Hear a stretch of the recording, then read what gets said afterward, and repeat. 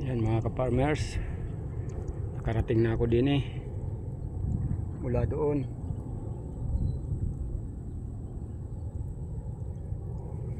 Ito pa, paikot punta roon. Mayroon pa sa gitna. Ang laki ng tinira ng kuhol.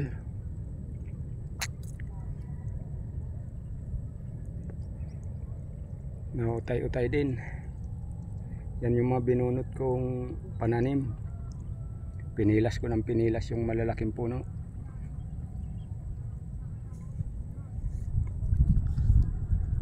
Ano?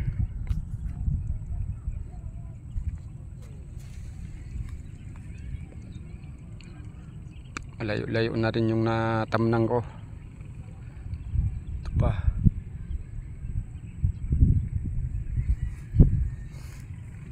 Ito pa sa kabila.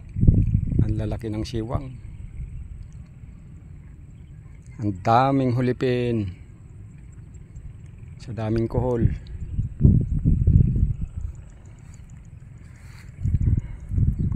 Ganyan po ang buhay namin din